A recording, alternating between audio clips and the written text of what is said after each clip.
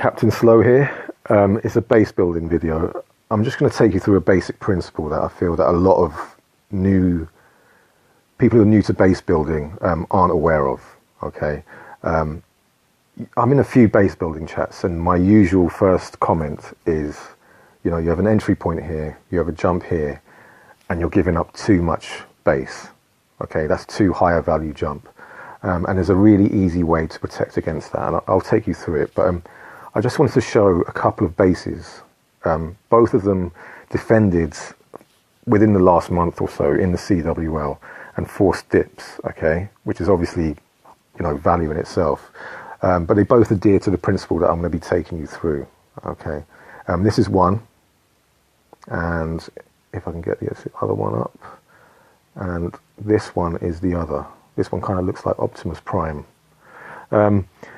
But anyway, yeah, they both look very different, but they both adhere to this principle. Now, the problem that these new guys are having, let me just get rid of this for a moment, is that they're building a very small compartment near a potential entry point. Okay, this is going to be an extreme example of what I'm talking about. But yeah, so if you're entering from this 9 o'clock area, then entering from here, and this jump across here, if these compartments here are of any size whatsoever, then you're giving up a hell of a lot of base to a single jump. That's the problem. Okay, now the way to protect against all of this, just bear with me. Now if I take you back to 2 years ago, the advent of the earthquake spell, okay, now this was the initial defense against that, the 9x9 compartment. Now it's usually in your core. I mean, this is still quite common to see now in the core. Now, this being 9 tiles across, it defends against the earthquake. You can't quake across it, okay, from side to side. And likewise, you can't jump across it. Now, this isn't the only reason that kind of size of compartment has become so popular. It just offers a lot of flexibility as well. I'll take you through why while I'm at this. Now, if you have a defense there, air defense is what it usually was back then. But if you had a defense there, from this compartment, Queenie can't reach over this wall to get that air defense.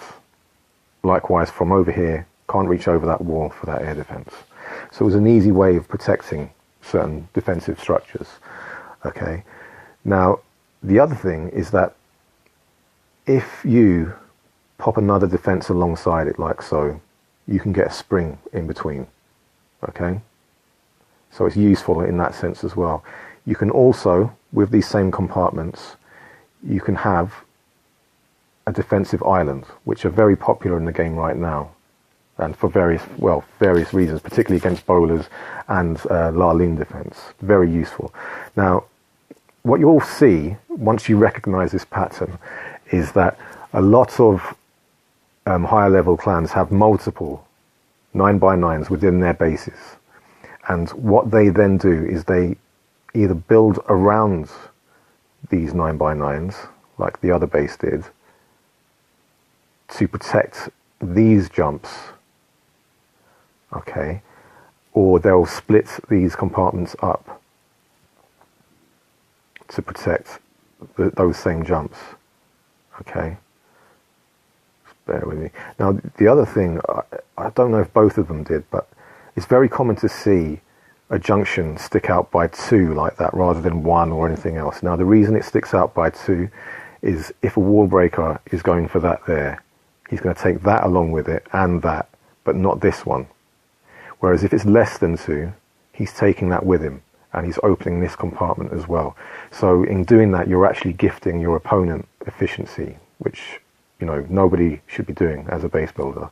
Now, getting back to this, so you just build a load of these, and it's so quick to knock up a base. I mean, I can knock up a base in 15-20 minutes these days, because I'm using this principle here. A lot of the older base building videos encourage you to build out from a queen compartment, and the problem with that, I mean, I do that still now, but the problem with it for a lot of people is that it dominates your thinking, and you get halfway through making the base and you're left with something that isn't actually viable, which can be frustrating. You post it then and you get someone like me talking about how you're giving up a high value jump or whatever it is.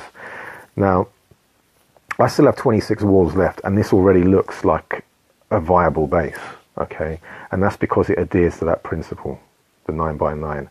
And the other thing with this, because of the flexibility that I mentioned before, is that when it comes to your base,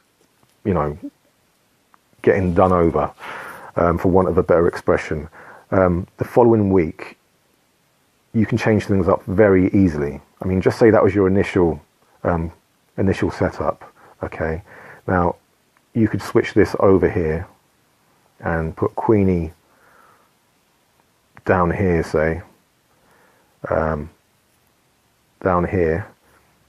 You could take these out, switch this around, make your island somewhere over here instead. Just these compartments are just so flexible. They just make your life so much easier when you're trying to make a base.